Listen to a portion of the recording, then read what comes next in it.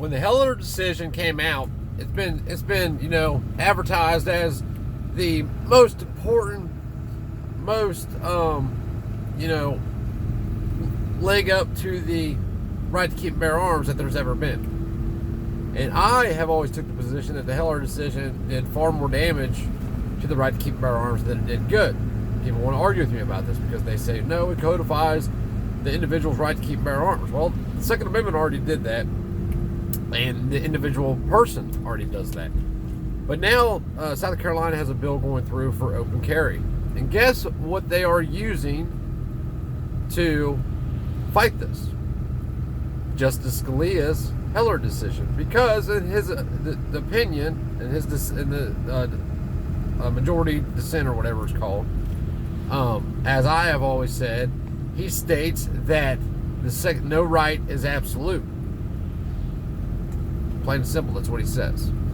And that's what they are. That's the position that South Carolina, some people in South Carolina are taking, and they will win because of that. I hate saying that, but it's the truth. They will. The Heller decision did far more damage to the right to keep our arms than it ever did good. We already knew we have the individual right to self-protection, the individual right to keep and bear arms. Because why? Because we, the individuals, say we do, and nobody has authority over us to say that we don't.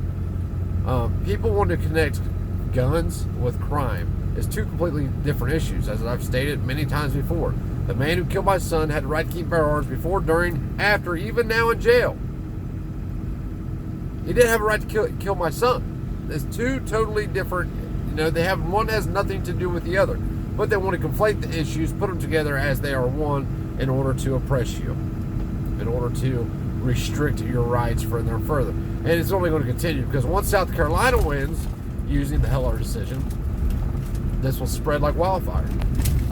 All the left-leaning, even right-leaning, anybody that adheres to the paradigm will be using the Heller decision, Scalia's opinion, but more specifically, to say that, look, no right is absolute. And that's what Scalia said. Which Scalia, even though, he was allegedly the most constitutional justice ever, no, he didn't understand the Constitution, as most don't. And he didn't understand it, not because he mentally didn't understand it, but because if he wrote his opinions as though he understood it, he wouldn't be able to be in on the take. The Supreme Court is as much part of the tyrannical government as the executive and legislative branches are. It's government. Government becomes tyrannical. Democrats don't become tyrannical. Republicans don't become tyrannical. The executive branch don't become tyrannical. The legislative branch don't become tyrannical. Neither does the judicial branch. Government becomes tyrannical. It's one animal. But, as with the right to keep and bear arms, people want to, try to always compound the issue and make it more than what it is.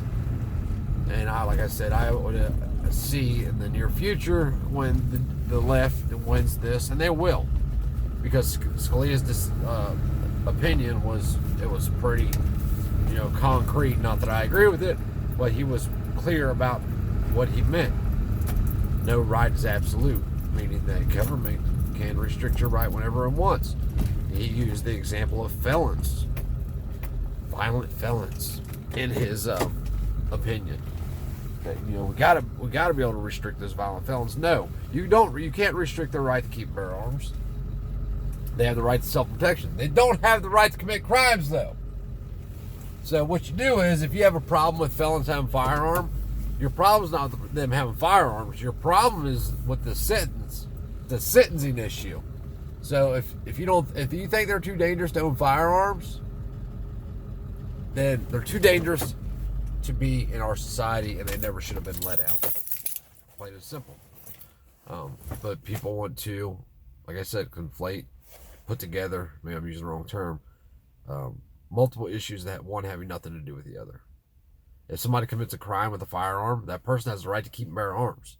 They don't have the right to put a gun to your head and tell you to give them all your money. It's two separate issues.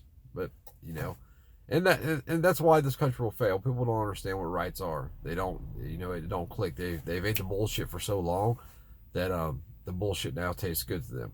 You know, like I explained before, it's like holding up a cow's tail.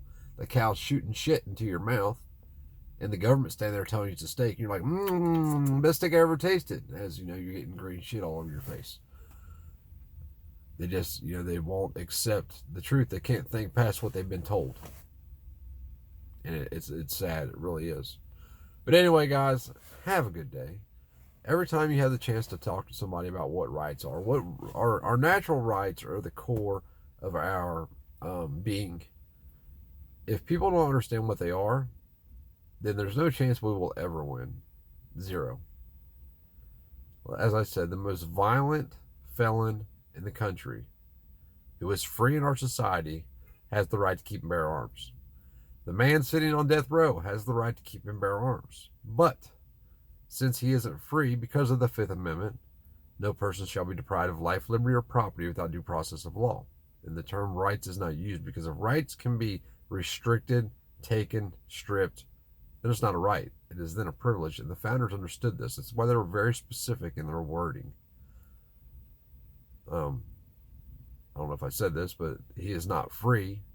So what he doesn't have, what's been restricted, is his liberty to utilize his property. But the right still remains. It always remains. Why? Because nobody has authority over him to tell him that he cannot purchase a firearm. He cannot protect himself. He cannot protect his family. People change. And the founders understood that. They understood that, what somebody may be tomorrow, today may not be what they are tomorrow. And whether or not they are a murderer or a law-abiding citizen, no one has the right to say they can't defend themselves. And, I think that now with the political climate, people would be more able to grasp onto this fact, although nobody with a large enough voice will put the message out there. I don't know. It really sucks that people are so blind to the truth. But spread the message, man. Even though the freedom's been a lie in our lifetimes, we can make it to where it's not a lie in our kids' lifetimes, and we have to do that. We really have to do that.